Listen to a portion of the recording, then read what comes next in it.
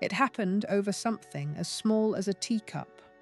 She had reached across the schoolroom table to steady it before the little boy could knock it into his lap, and the lace at her cuff fell back, just for a moment, just an inch, and the firelight caught the inside of her wrist. And the Duke of Coldmore, who had come up to the schoolroom only to bid the children good night, went absolutely still in the doorway. He did not move. He did not speak. He stood there in the shadow with his hand on the frame, and he looked at that thin, pale line of scar, the way a man looks at a face he has seen in a dream every night for 7 years, and never once expected to see in daylight.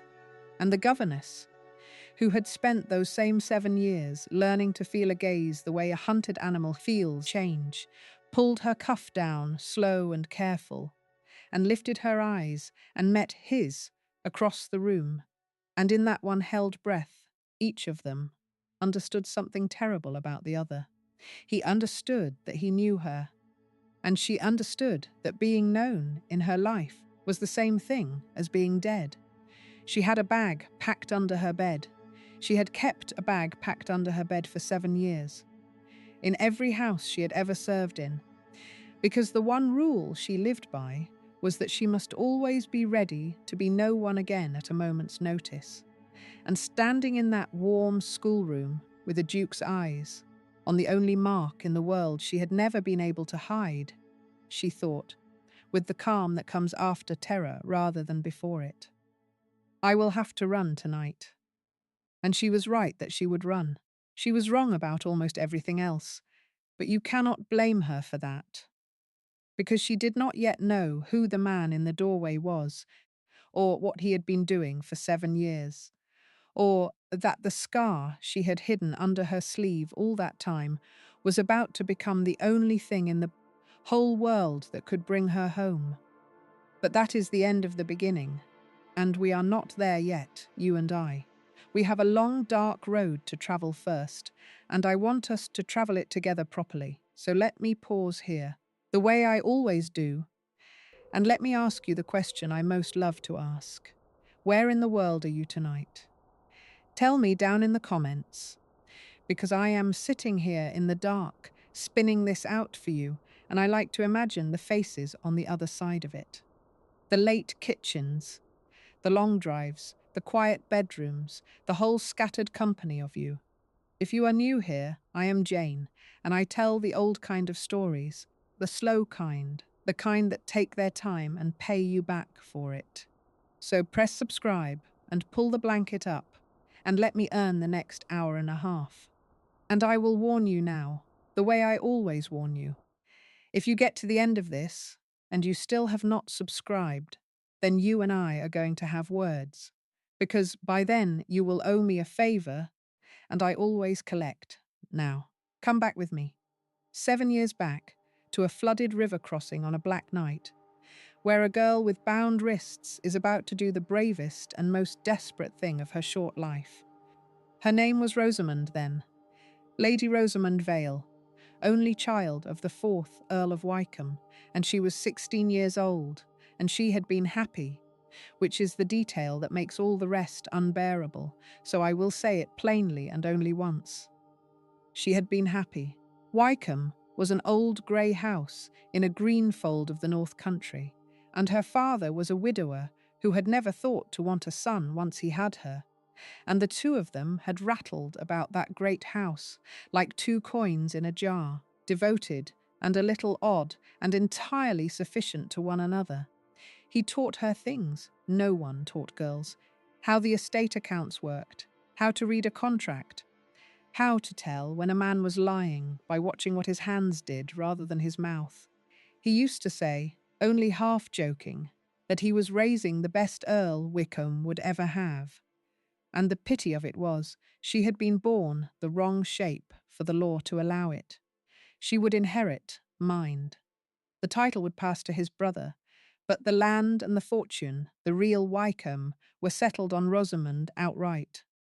And her father had built that settlement like a fortress, because he loved her, and because he did not, when it came to it, entirely trust his brother. His brother was Hugh Vale, and Hugh was everything the fourth Earl was not. Charming where his brother was blunt, smiling where his brother was honest, always short of money, always between schemes, always arriving at Wycombe in beautiful clothes with empty pockets and a story.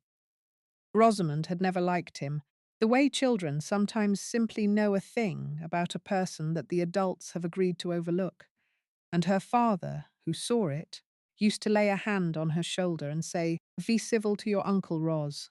Blood is blood. Blood is blood. Remember that. It is going to come back around with teeth in it. I will not draw out the part that hurts, because you can already feel it coming and there is no kindness in making you wait." Rosamond's father died.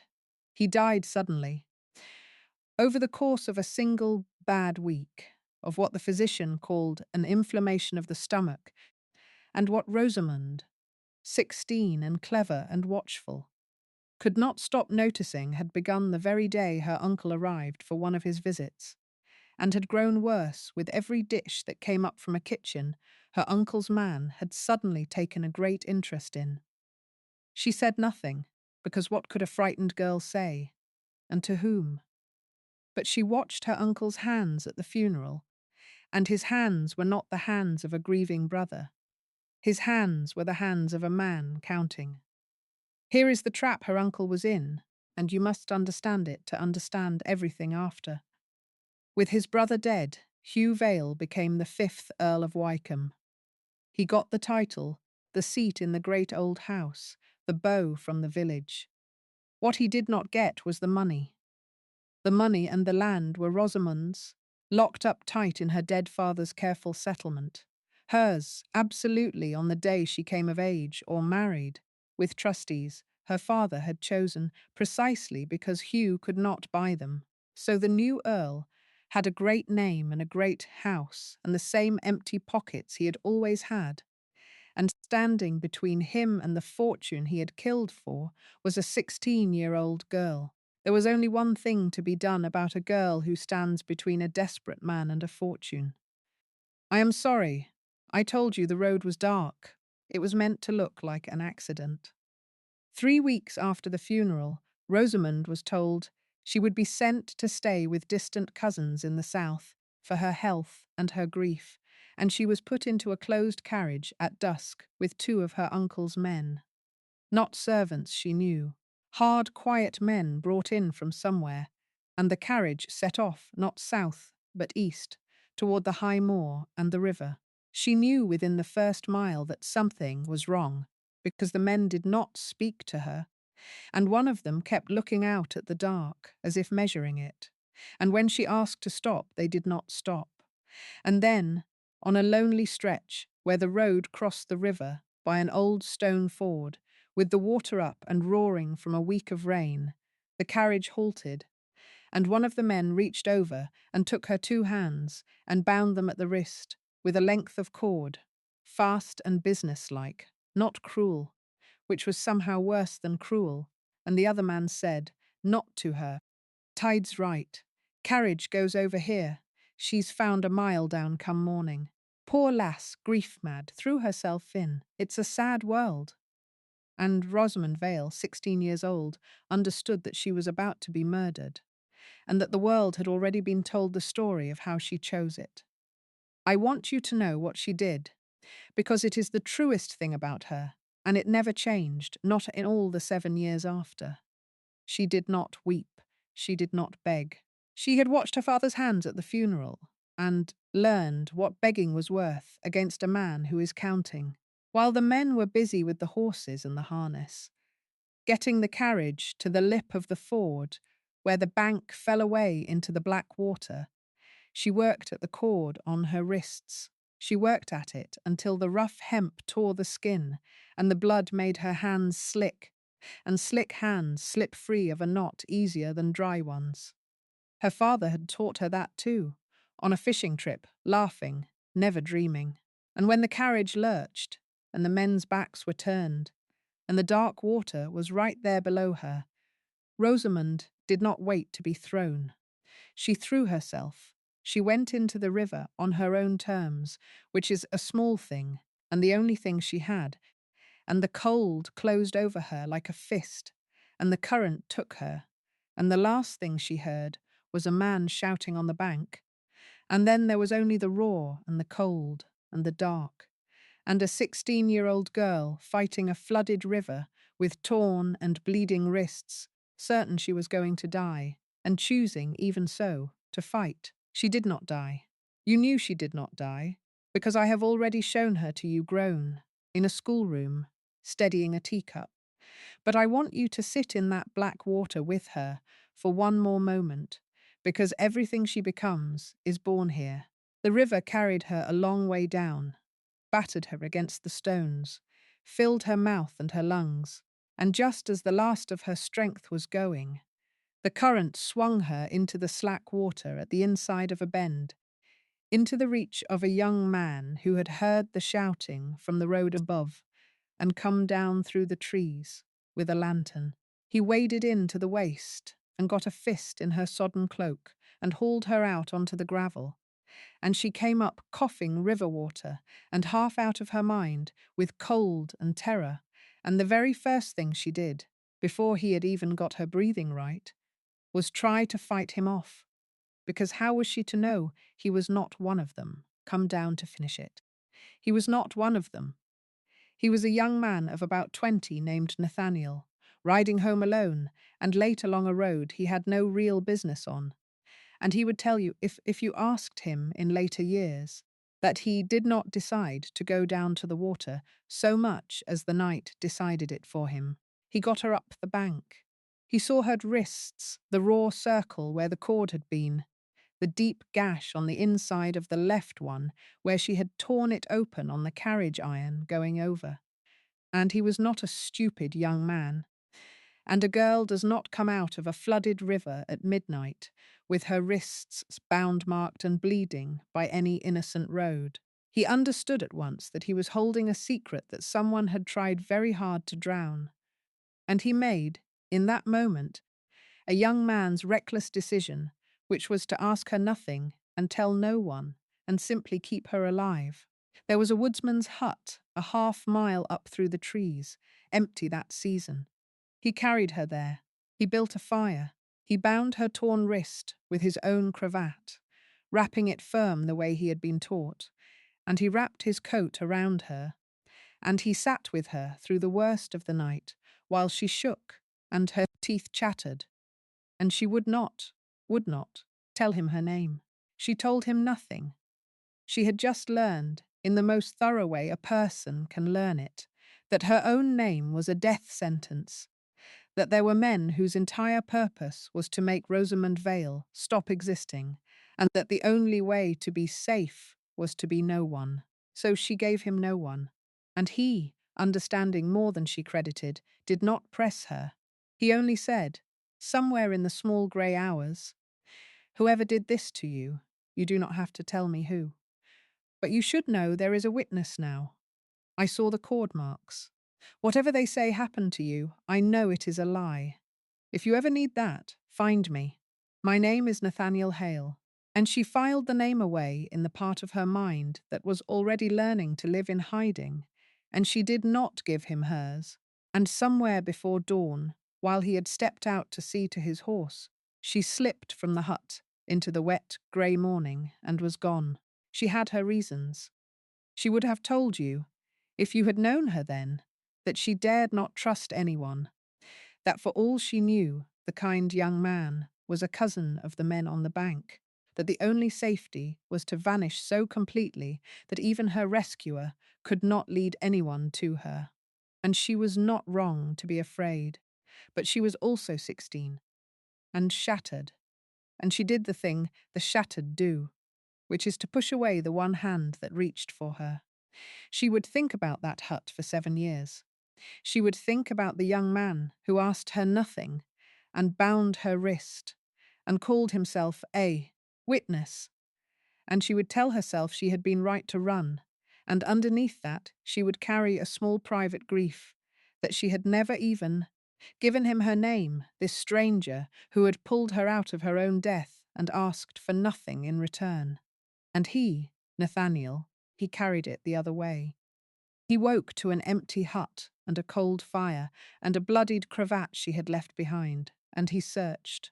He searched that whole valley for the girl from the river, and in the days after, he heard the story the county was being told. That poor Lady Rosamond Vale, mad with grief for her dead father, had thrown herself from a carriage into the flooded ford and drowned, her body lost in the spate, God rest her, and her uncle Hugh, now the Earl, weeping prettily at the empty grave. And Nathaniel Hale stood at the edge of that funeral he had not been invited to, and he looked at the new Earl of Wycombe weeping over an empty box, and he thought about a girl with cord marks on her wrists fighting him off in the dark, and he knew, the way you know a thing in your spine before your mind will say it, that the girl in the river and the girl in the grave were the same girl, and that she was not dead, and that the man crying at the graveside had ordered her killed. He had no proof. He was 20 years old, and the man was an earl. But he made himself a promise at that empty grave, the kind of promise that shapes a life. And the promise was this: I will find her, and when I find her, I will prove what was done, and I will burn that smiling man down to the ground. So you see, while Rosamond was learning to be no one, Nathaniel was learning to be a hunter.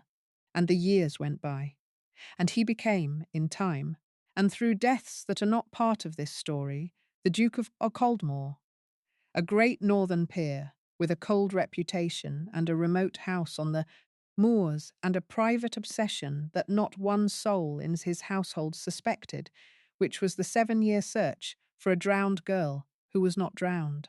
He spent money on it.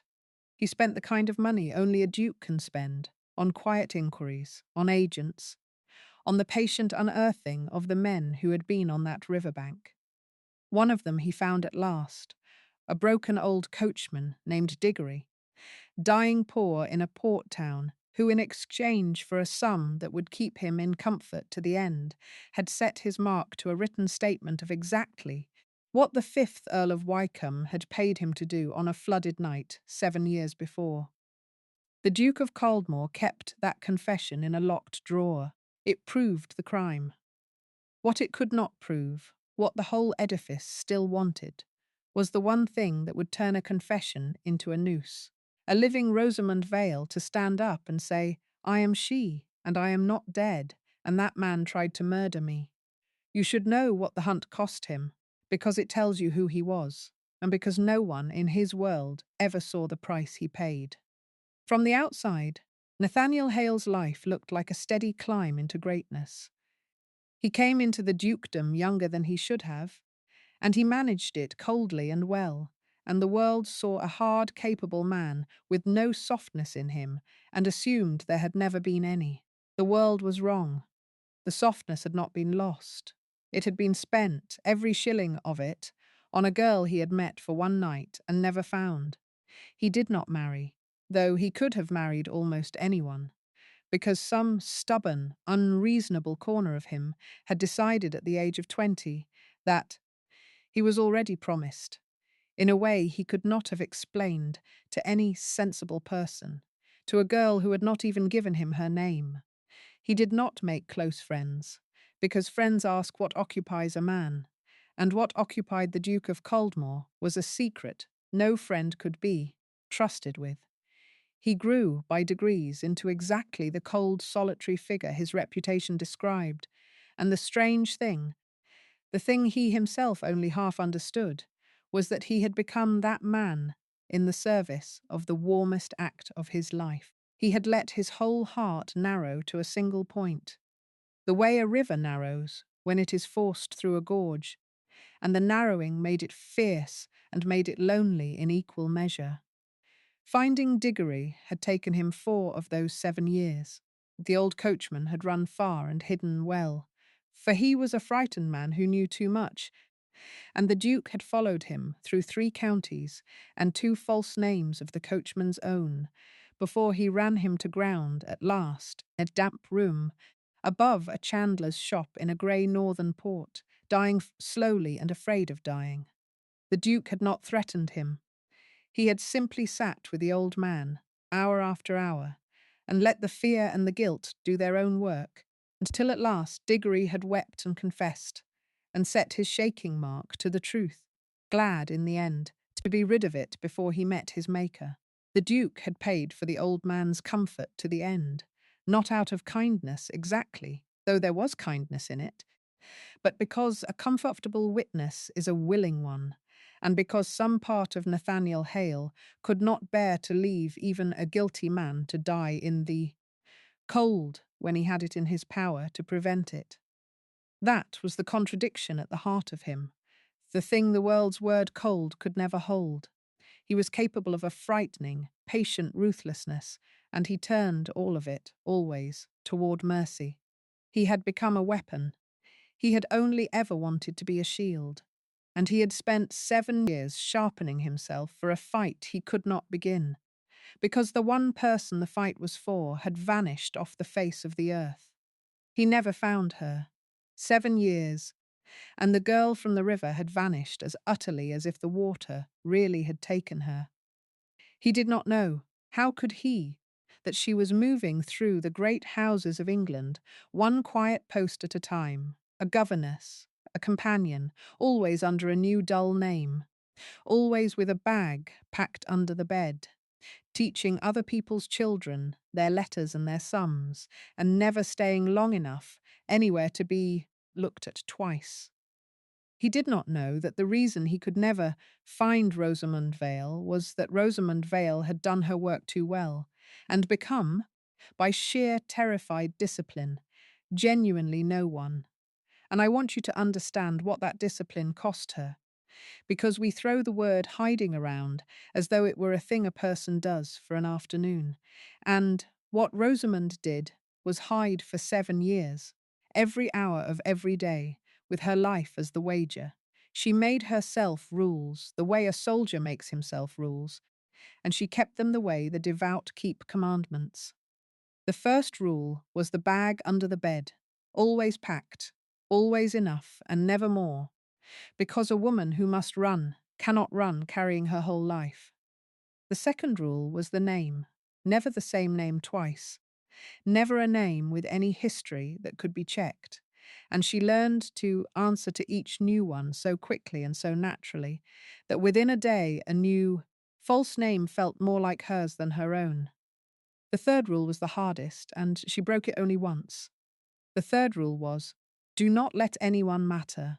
Do not make a friend you would grieve to leave. Do not love a place. Do not, above all things, love a child, because children look at you. Children remember you. Children ask the questions that polite adults are too well bred to ask, and children break your heart on the way out the door. For 7 years, she kept the third rule, and it kept her alive, and it hollowed her out so quietly that she had stopped noticing the hollow.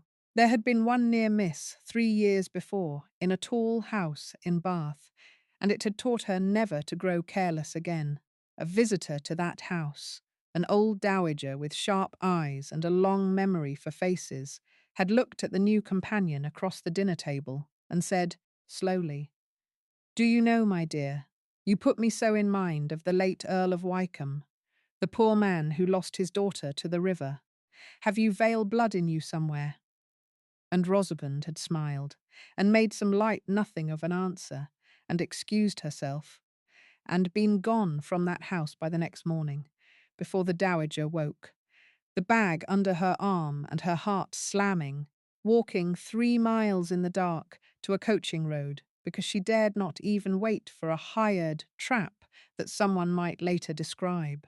She had learnt that night that her own face was a danger she could not pack away under a bed, that she carried her father in the bones of it, and that her only safety lay in never being looked at closely by anyone who had reason to remember Wykeham. So she chose her posts ever more remotely after that, ever farther from the great world, ever deeper into the quiet households at the edges of the map, which is precisely, of course, how a woman running from the Earl of Wykeham came to choose the one remote house on the moors whose master, had been hunting for her for 7 years. We run from the thing in the only direction we think is safe, and the thing is so often waiting for us there. I have seen it 100 times in 100 stories, and it never stops being terrible, and it never stops being a kind of mercy in disguise, though it rarely feels like mercy at the time. Her current no one was called Miss Anna Reed. And Miss Anna Reed, in the autumn of that 7th year, with her references forged and her past invented, and her boxes light enough to carry, came up the long moor road in a hired trap to take the post of governess to 2 orphaned children at a remote grey house called Caldmore Hall, not knowing, because how could she know, that the master of that house was the young man from the river. Fate, my dears.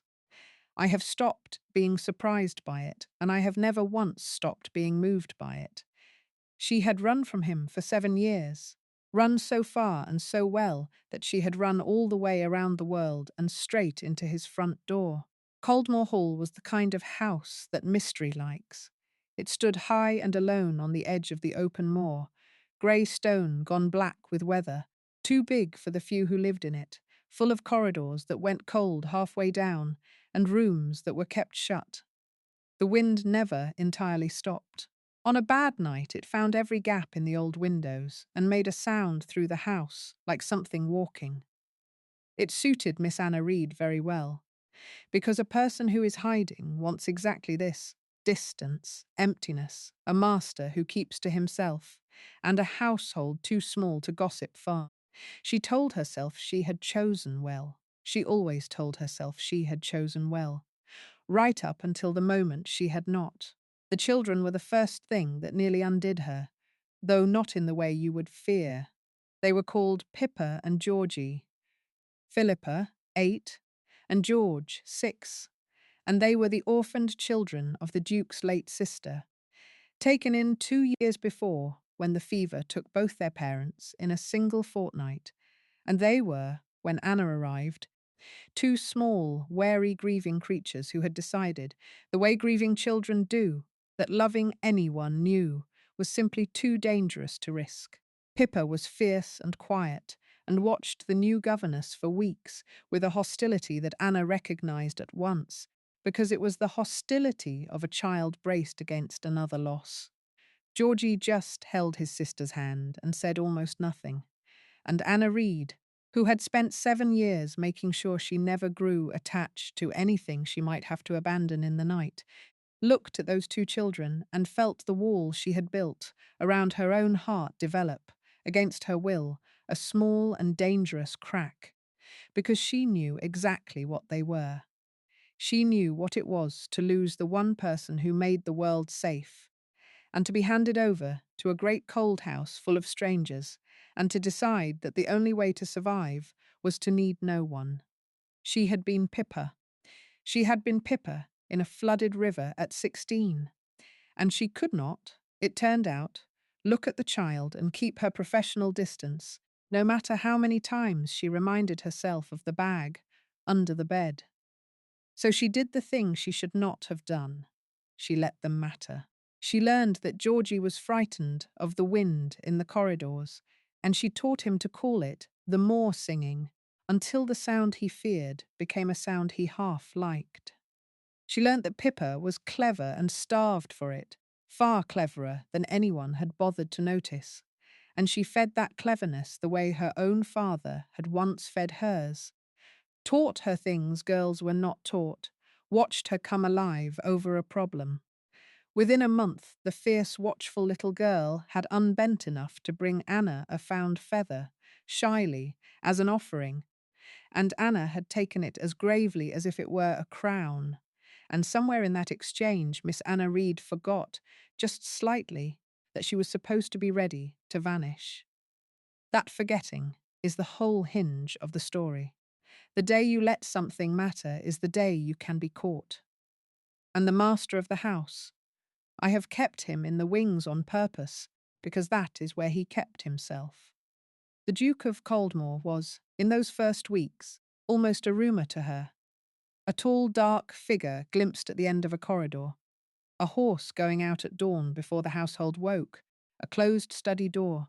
He had a reputation she had heard before she ever came. Cold, exacting, a man who had been disappointed by the world and had stopped expecting better of it, a man no one crossed. He was unmarried, which the village found mysterious, and the matchmaking mamas of 3 counties found maddening.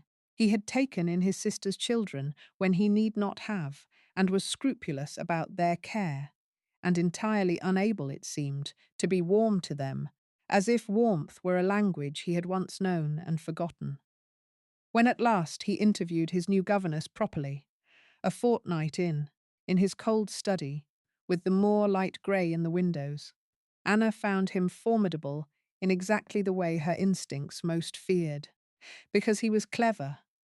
He was the first employer in 7 years who looked at her forged references and asked the second question, and the third, the questions that went underneath, his grey eyes steady on her face. And Anna had to fight harder than she had fought in years to keep her invented history seamless. She left that interview shaken, and she thought, this is a dangerous house. And she was right, and she had not the faintest idea how right, because she was reading the danger entirely wrong. She thought the danger was that this sharp, cold Duke would catch Miss Anna Reed in a lie about her past. The real danger was that he would catch sight, just once, of her wrist. Which brings us back, the long way round, to the teacup and the schoolroom, and the lace cuff falling back an inch in the firelight. I have to tell you what was going on behind the Duke's stillness in that doorway, because it is the heart of this whole turning. He had seen the thin pale line on the inside of the left wrist, and around it the faint old ghost of a circle where something had once bitten into the skin, and his whole obsessed and disciplined 7-year mind had simply stopped, the way a clock stops, because he was looking at the wrist he had bound with his own cravat in a woodsman's hut on the worst and most important night of his life. He had bound that wrist. He had wrapped his coat around the shaking girl those marks belonged to. He had searched for her for 7 years, across the whole of England, and found a dying coachman and a written confession and an empty grave. And he had never, ever found her, and here she was, teaching his sister's children their sums, pouring out their tea, calling herself Anna Reed. And this is the part that makes him more than a stock romantic hero, so attend. He did not, in that moment, feel triumph. He felt terror, because he understood instantly what her hidden life meant. She was alive and in hiding, which meant the danger was not over, which meant the man who had paid to drown a 16-year-old girl was still out there and still had every reason to want her dead.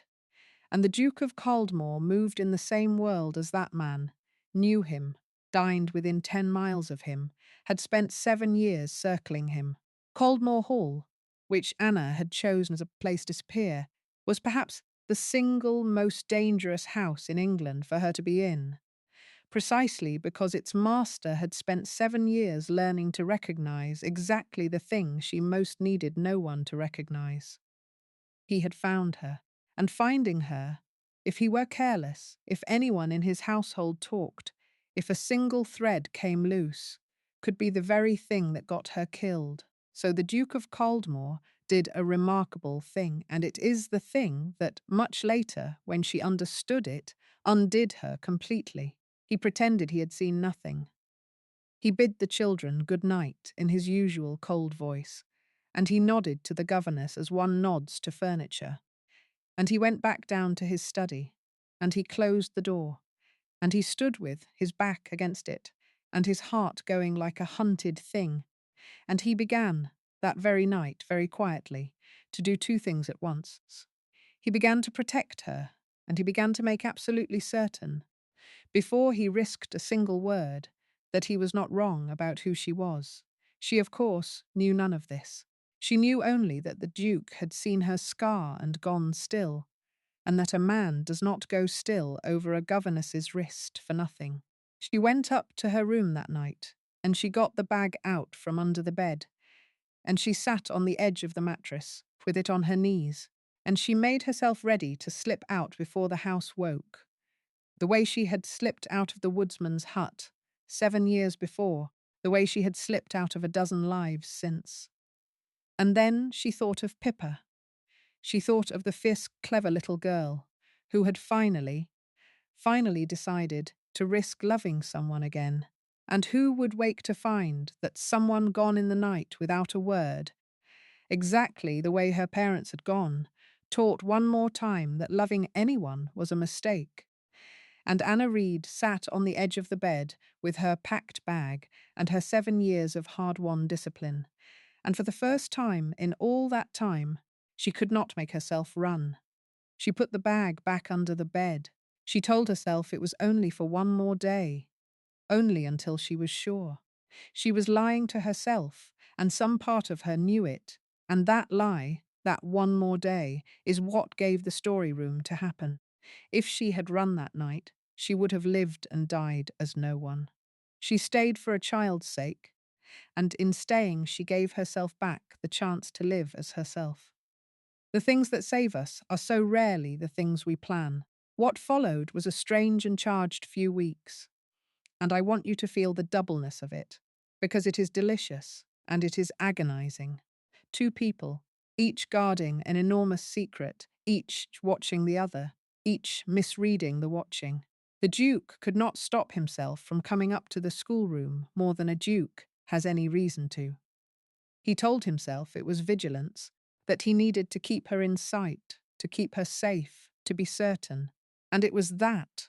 But it was also that he had searched 7 years for this woman, and could not now bear to be in a house that held her and not look at her.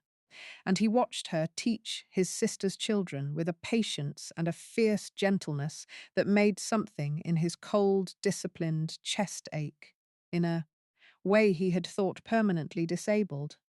And she, catching him watching, read it as the hunter's gaze, read it as the slow tightening of a trap, and grew more frightened and more careful, and, despite everything, more drawn to him, because there was something in this cold, formidable man that she kept almost recognizing and could not place, a way he had of asking nothing, of leaving a silence open for her to fill or not as she chose. That reminded her of someone, of some safety, from a long time ago that she had taught herself not to remember. She nearly placed it once. He came up one evening when the wind was high, and Georgie was frightened, and he found the governess sitting on the floor with the boy in her lap, teaching him to call the howling wind the moor singing. And the Duke stood in the doorway, and without quite meaning to, he said, "Lo, my old nurse used to tell me the wind was the moor, remembering all the people who had crossed it." And Anna looked up at him, startled, and for one unguarded moment her face was simply open, simply herself. And she said, "That is kinder than frightening them with ghosts." And he looked at her open face, and the words were almost out of him. The words 7 years in the building. "I know you. I have looked for you. You are not no one." And he bit them back, because he was not certain, not yet, and because to speak them in the wrong moment, in a house with servants, was to put a rope around her neck. He bit them back, and the moment closed, and she pulled her cuff down over her wrist the way she always did now, and the chance went by. But she carried that sentence about the moor, remembering up to her room, and turned it over, and could not sleep, because some buried thing in her had stirred at the kindness in it, and would not lie back down. There were other moments in those weeks, smaller ones, that worked on her the way water works on stone. The Duke began, without announcement, to leave books in the schoolroom, good books, hard books the kind a man leaves when he has noticed that a governess reads far above her station and is too proud to say so. He never mentioned them. They simply appeared, and Anna read them late at night by a single candle, and felt, each time, the strange sensation of being correctly guessed at by someone who said nothing. Once, When Pippa fell ill with a winter fever, and Anna sat up 3 nights running with the child, the Duke came to the door of the sick room each of those nights. Not to intrude, only to ask in his low, cold voice whether anything was needed, whether more coal should be sent up, whether the physician should be called again. And on the third night, when the fever broke and the child slept, and Anna at last let her head drop against the wall in exhaustion, she opened her eyes to find that someone had laid a folded blanket over her knees while she dozed, and there was only one person in that house who moved through it that silently. She told herself it meant nothing. She was becoming very tired of telling herself that things meant nothing. The phrase had been her armour for 7 years, and the armour was beginning, here in this cold house, to feel less like protection and more like a coffin she was living inside. And then, because no story that is worth your evening will let a frightened woman grow comfortable, the watching began. Anna stooped. Anna noticed it first the way she noticed everything that mattered to her survival. Not with her mind, but with her skin. There was a man in the household, the land steward, a Mr. Hollis, whom she had paid no attention to at all. The way you pay no attention to a piece of weather you do not yet know is a storm. And one grey afternoon she became aware that Mr. Hollis was paying a great deal of attention to her. It was nothing she could have pointed to. It was the way his eyes found her left hand when she passed him in the corridor. It was the fact that he was twice, in 1 week, in places a land steward has no reason to be, near the schoolroom stair, near the side door she used for her walks. It was the cold animal certainty, learned over 7 years and never once wrong, that she had been seen and weighed and was being reported. She did not sleep that week. She lay awake, listening to the moor, singing through the old windows, and she thought, with the flat calm of the very frightened, that she had stayed too long, that she had broken the third rule for a child's sake, and was about to pay for it, and that the wise thing, the only thing, was to take the bag from under the bed and go. And every night she went so far as to put her hand on the bag. And every night she thought of Pippa bringing her a found feather as gravely as a crown, and of a blanket laid silently over her knees, and she did not go. She was no longer entirely a woman in hiding. She had begun, without permission, without noticing, to be a woman with something to lose, and a woman with something to lose cannot run as cleanly as a woman with nothing, which is the great cruel trade of being alive at all. Now the hunter. We must not forget the hunter, because while two people circled each other in a warm schoolroom, the cold machinery that had been waiting 7 years began at last to move. The 5th Earl of Wykeham had never been entirely easy in his stolen comfort. No body had ever been found. The river had given up nothing, and a man who has murdered for an inheritance and has no corpse to prove it sleeps badly. For 7 years Hugh Vale had kept agents of his own, quiet men paid to make inquiries in the great households of England after any young woman of a certain age and a certain look who had appeared from nowhere with no past she would discuss. It was a long and mostly hopeless watch, and it had turned up nothing, until there was a man at Caldmore Hall, the Duke's land steward, a Mr. Hollis, a respectable seeming person deep in debts the Duke knew nothing of, the kind of debts a desperate man will do a great deal to clear, and the Earl of Wykeham's net, cast wide for 7 years, happened to have a thread that ran through Mr. Hollis.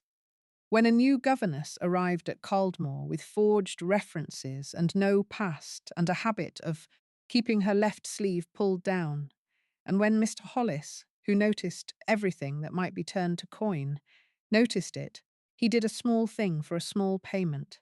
He wrote a letter. He described the governess, her age, her look, her secrecy, the way she watched the road. He did not know who she was. He only knew that a certain great man paid for exactly this kind of description, and that his own creditors were pressing. He sent the letter, and thought no more of it, and went to bed with a clearer conscience than he deserved. And in the great old grey house at Wycombe, the fifth Earl of Wycombe opened that letter and read it twice. And his hands, Rosamond would have known what his hands were doing. His hands went very still, and then began, slowly, to count. Because he had spent 7 years not sleeping over a body that had never been found. And here, at last, was a young woman of the right age and the right look, hiding under a false name in a house not 40 miles from his own, pulling her left sleeve down over her wrist. He did not know it was her. But he had not survived as long as he had by waiting for certainty. He ordered his carriage. He invented a pretext, a neighbourly call upon the Duke of Caldmore, 2 peers, what could be more natural? And he set out across the moor to see for himself the governess who kept her sleeve down, with 2 of his hard, quiet men riding behind. The same kind of men, perhaps the very men, who had once bound a girl's wrists at a flooded ford. The net that had been 7 years in the casting was being drawn shut, and the woman at the centre of it was, at that very hour, on the schoolroom floor, teaching a frightened little boy not to be afraid of the wind. The Duke learned the Earl was coming before Anna did, because the Duke read his own correspondence and missed nothing, and a note came announcing the neighbourly visit, and the name on it went through Nathaniel Hale like the cold of that long Argo river.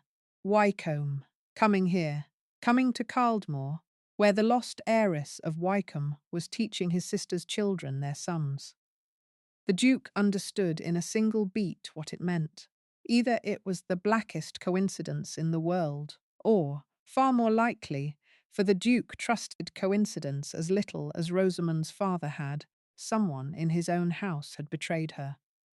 And, in either case, the Earl of Wycombe was about to walk into the one house in England where his 7-year-old murder could be both completed and exposed, and everything now turned on getting to the truth. And to her, before the Earl's carriage came up the moor road. He went up to the schoolroom. He sent the children to Mrs. Davy, the housekeeper. Gently, he shut the door, and he turned to the governess, who had seen his face and gone white and still, who had already begun, instinctively, to back toward the door and the bag under the bed and the 7-year habit of flight. And the Duke of Caldmore did the thing he had been holding back for weeks. He held up one hand, slow, to show it empty, the way you gentle a frightened horse, and he said very quietly, "I am not going to hurt you. I am going to ask you to do something very hard. I am going to ask you to trust me for the length of one conversation, and then you may run if you still wish to, and I will not stop you, and I will even help you go. But first I am going to show you something." And he reached slowly into his coat, and he drew out, not a weapon, not a writ, but a square of old linen, stained brown with 7-year-old blood, frayed at the edges, a cravat, and he held it out on his open palm across the space between them, and he said, "You left this behind in a woodsman's hut on a night you have spent 7 years trying to forget. I bound your wrist with it. I have carried it ever since, because it was the only proof I had that you were real and that I had not dreamed you. I never knew your name. You would not give it to me. You slipped out before dawn, and you vanished so completely that I have spent 7 years and a great deal of money and never once found a trace of you until a month ago, when a lace cuff fell back over a teacup, and I saw the scar on a wrist I had bound myself, and I knew you. I have not told a living soul. I have been protecting you since the night I recognized you, and I am telling you now, with the Earl of Wycombe's carriage 2 hours up the moor road, because the time for hiding is over, and I would rather you heard the truth from me than learned it from his men. I know what was done to you. I was the witness. I have always been the witness. My name is Nathaniel Hale. I want to give you that moment in the schoolroom whole, because it is the moment the whole story has been climbing toward, and it is quiet, and it nearly broke her. 7 years. 7 years of being no one, of needing no one, of pulling the sleeve down and packing the bag and slipping out before dawn, of telling herself over and over that she had been right to run from the only hand that ever reached for her. And here was the hand, grown older, holding out a scrap of bloodied linen, telling her it had never stopped reaching. She did not run. She crossed the room instead, on legs she could barely feel, and she took the cravat from his open palm, and she looked at it, this absurd, terrible relic of the night she nearly died, and then she pushed up her own left sleeve, all the way, and showed him the scar bare, the thing she had hidden from the world for 7 years. And she said the words she had not said aloud since she was 16 years old, the words that were a death sentence, and, she understood now, all at once, the only door back into her own life. My name is Rosamond Vale. My father was the 4th Earl of Wykeham. My uncle had him poisoned, and then he had me taken to the river to be drowned, so that he could keep the title and steal the fortune my father left to me. I have been dead for 7 years, because being dead was the only way to stay alive. Her voice was steady. It cost her everything, and it was steady, because she was her father's daughter, and she had watched what begging was worth, and she had decided, in that moment, with the killer's carriage coming up the moor, that she was done being no one. I should have given you my name in that hut.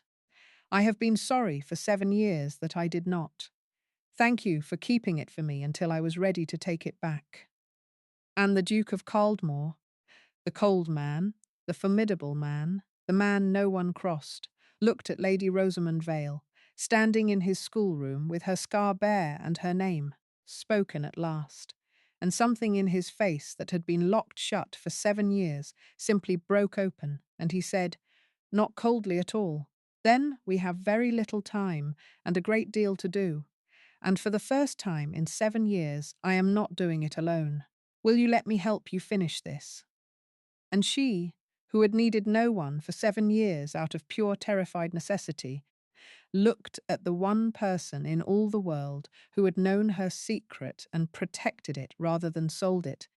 And she made the choice that is the bravest choice in this whole brave story, braver even than the river, because the river was forced on her and this was free. She chose to trust. She said yes. Now everything moved fast, the way it does when 7 still years finally break. The Duke laid it out, quick and clear.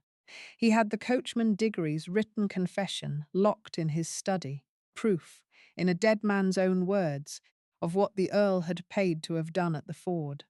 He himself was the living eyewitness to the bound wrists and the lie of the accident. And now, at last, after 7 years, he had the one thing that had always been missing, the thing that turned all his careful evidence from a story into a verdict. A living Rosamond Vale, the true heir, alive to stand up and say, "I am she." The confession, the witness, and the woman, together they were a noose. Apart they had been nothing for 7 years. The Earl of Wykeham, riding toward them at that very moment, did not know he was riding not to Syson's a loose end, but into the closing of a trap that had been 7 years and one flooded river in the building. But, and here is the last turn of the screw, the thing that makes the climax more than an arrest, the Earl was not a fool, and a cornered murderer is the most dangerous animal there is. The Duke understood that the Earl was not coming to talk. The Earl was coming to look at the governess, and if she was who he feared, to take her, quietly, lawfully even, in his own twisted way, for he meant to claim her as his poor mad niece, run off and gone strange, whom he had searched for in grief and must now take into his loving care. A madwoman's testimony is worth nothing. A madwoman can be taken away by her nearest male relation and never heard from again. And this time there would be no river and no rescuing stranger.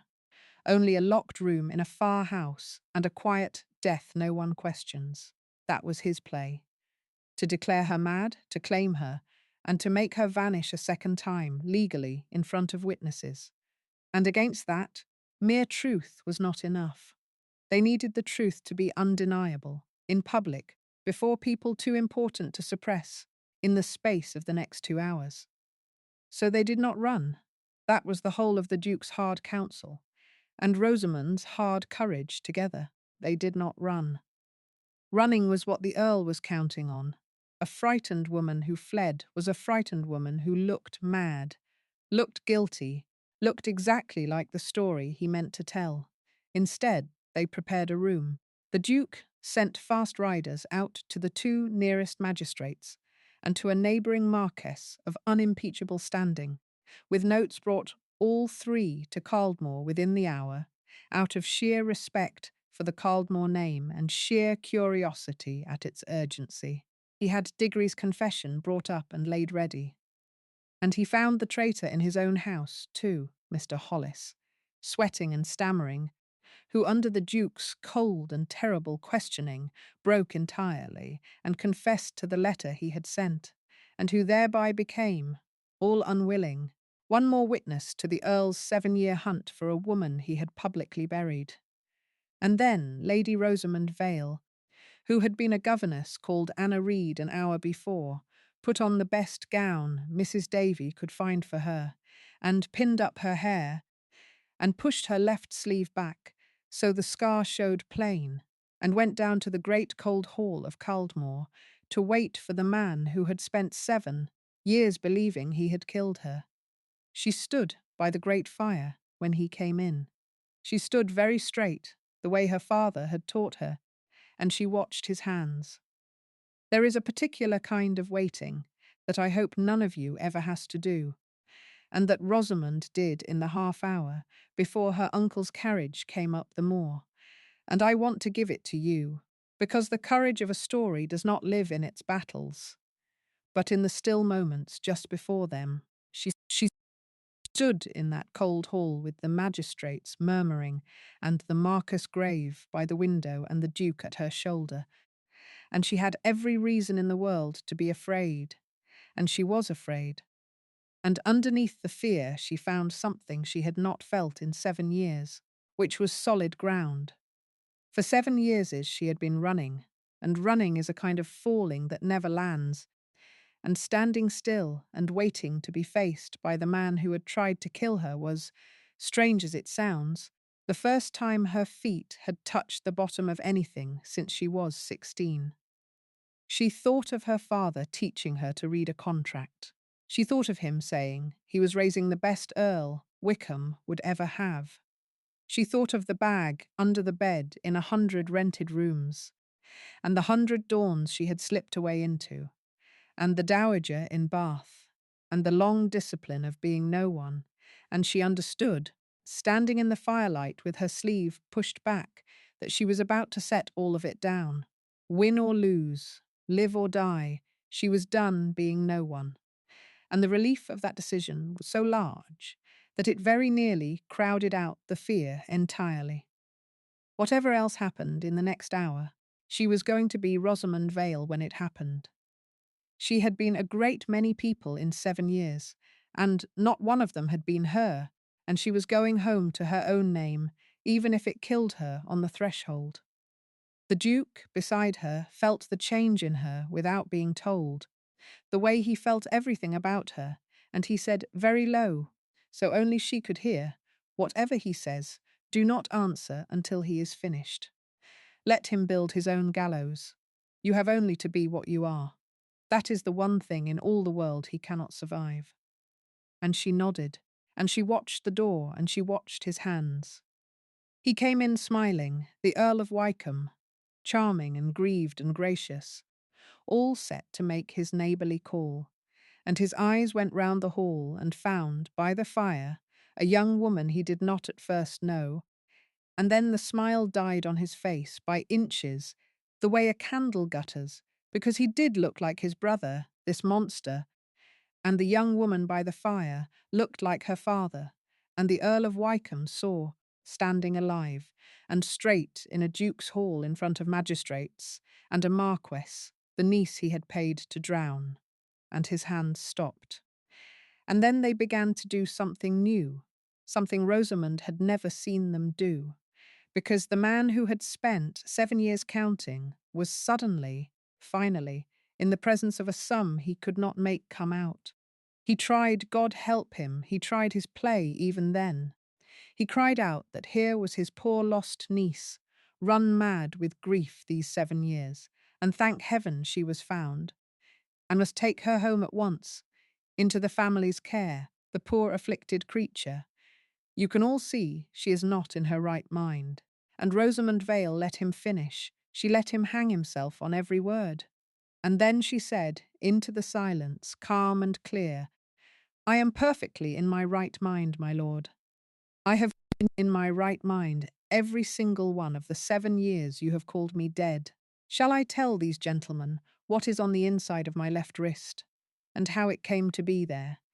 Shall I tell them about a flooded ford, and a length of cord, and a man on the bank who said the carriage will be found a mile down? Come morning, poor, grief-mad girl threw herself in, because there was a witness on that river bank, uncle. There has been a witness for 7 years, and there is a confession in your own coachman's hand in this room, and there is me. She lifted her wrist into the firelight, and the scar showed plain, the thin, pale line and the ghost of the cord around it, and the magistrates leaned in, and the Marquess went grey with the understanding of what he was watching. And the Duke of Coldmore said, in his coldest and most terrible voice, the voice of a man keeping a 7-year-old promise made at an empty graveside, I am the witness, my lord. I pulled her from the river. I bound that wrist with my own hands, and I have spent 7 years waiting for this exact moment, in which to watch you understand that you are finished. And the trap that had been 7 years and a flooded river in the building closed all the way shut with no sound at all, the way the worst defeats always do. He did not get to take her home. He was taken instead that night, before he could reach his carriage or his hard, quiet men, on the sworn testimony of a duke, a confession, and a living heir, on a charge there is no surviving. I will spare you the long machinery of the law, because you know how it must end, and because the truer ending is not in a courtroom. The truer ending is what came after, and after takes its time, and so will I, because you have earned it. Hugh Vale, 5th Earl of Wykeham, was stripped of everything he had killed for. The fortune and the lands he had stolen were restored to Lady Rosamond Vale, their rightful owner, who had been dead in the eyes of the law for 7 years, and now, by the strangest road imaginable, came back to life and to her own name and to the great grey house in the green fold of the north where she had once been happy. She went back to Wykeham. She walked through the rooms of her childhood as a grown woman who had crossed 7 years of hiding to get home, and she opened the shut-up study where her father had taught her to read a contract and tell a lie by watching a man's hands, and she sat in his chair, and she wept the tears she had not been able to afford for 7 years, because grief, like trust, is a thing you can only let yourself feel once you are finally safe. The house had been kept badly in her uncle's years, neglected in the way a man neglects a thing he has stolen rather than earned, and she went through it room by room in those first weeks, pulling the dust sheets off the furniture of her girlhood, opening the windows to the more air, finding in a drawer a child's drawing she had made at 7, and her father had kept, and in the library the books with his notes in the margins, his hand reaching to her across the years, exactly as another dead father's hand had reached to another lost daughter, though that is a different story, and I will tell it to you another night. She had the village inn, the old servants who had been turned off and scattered, and she took back as many as could be found, and slowly, slowly, the great grey house in the green fold of the north remembered what it was to be lived in by people who were not afraid. And then she dried her eyes, because she was her father's daughter, and there was work to do, and she took up the running of Wykeham herself, the way he had half-jokingly raised her to, the best Earl Wycombe never had. But she did not run it alone, and you have surely guessed why. The Duke of Caldmore had pulled her from a river at 20, and searched for her for 7 years, and protected her secret with his life, and helped her take back her own name, and a thing like that does not end with a verdict. It would be a lie, though, to tell you they fell into each other's arms in the great hall the moment the Earl was taken, because that is not how two people so long alone come together. They came together slowly, in the months after, the way the seasons turn on the moor, almost without your noticing, until one day the whole landscape has changed colour. He would ride over to Wycombe. She would expect him. The children, Pippa and Georgie, came too. And Pippa, who had decided to risk loving her governess and been rewarded, for once in her short, hard life, with the governess turning out to be a countess who loved her back, attached herself to Rosamond with the fierce whole heart of a child who has finally found something that does not vanish in the night.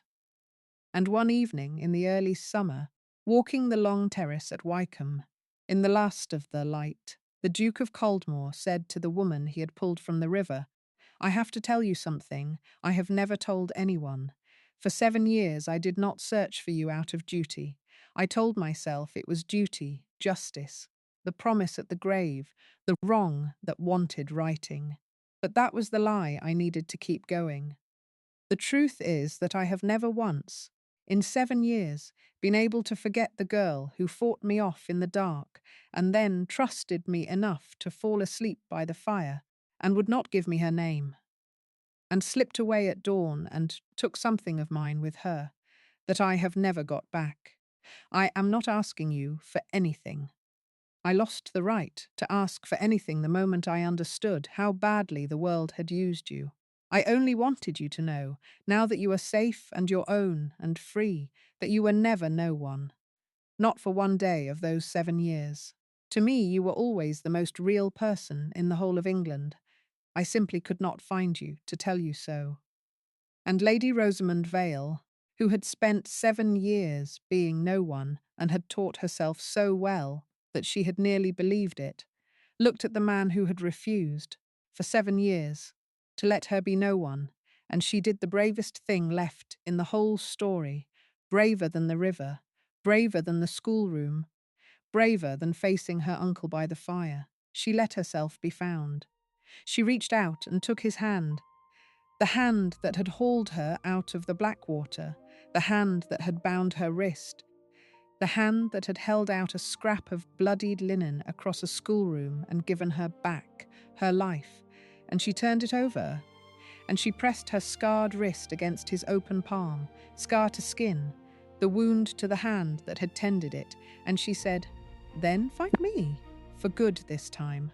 I am done running, and I am done being no one, and I should very much like to be someone with you." And he closed his fingers around her wrist, gentle and certain, and 7 years in the waiting, and on the long terrace at Wycombe, in the last gold light of a northern summer evening, the girl from the river finally came all the way home. They were married before the year was out, quietly, at Wycombe, with Pippa scattering flowers far too vigorously, and Georgie solemn in a new coat, and the village turning out to see the lost lady wed who had come back from the dead. And Rosamond kept the scar. She never once tried to hide it again. She wore her sleeves as she pleased, and when grand visitors glanced at the thin pale line on the inside of her wrist and politely looked away, she would, if she liked them, tell them the truth of it, the whole long story, the river and the cord and the witness and the 7 years, because she had learned the deepest lesson this whole dark tale had to teach, which is this: that the marks we are most ashamed of, the wounds we spend our lives hiding under our sleeves, are so often the very things by which the people who are meant to love us will finally know us. She had spent 7 years certain that scar would be the death of her. In the end, it was the thing that brought her home. The world had used a flooded river to erase Rosamond Vale and a single inch of bare wrist in firelight to give her back. Fate, my dears. I told you I had stopped being surprised by it. I have never once stopped being moved. So there it is, the whole of it, river to terrace. And the fire has burned low again, and I always find, that I am sorry to come to the end. You stayed with me down a very dark road tonight, through black water and 7 cold years, and a killer's carriage on a moor, and you trusted me to bring you out the other side into the gold light, and I hope I did. Before you go back to wherever in the world you are sitting, and you must tell me, you really must, down in the comments, because I do love to know who has been in the dark with me. Let me ask you the thing I always ask. If Rosamond's long way home put any warmth in your chest, if you found yourself wanting, just a little, to reach across 7 years, and tell that frightened girl in the river that someone would come, then do the small kind thing and subscribe to Jane Tells Stories, so that the next time I light the fire, you will be here. And if you have come all this way with me, and you still will not subscribe, well, then I am afraid you owe me a favour, and you already know I collect. Tell me where you are watching from. Tell me whether you would have run from that hut or stayed. And come back soon, because I have another story warming by the fire, and it is a good one. Good night, my dears. Wear your scars where the light can find them. You never know who has been looking for you for 7 years.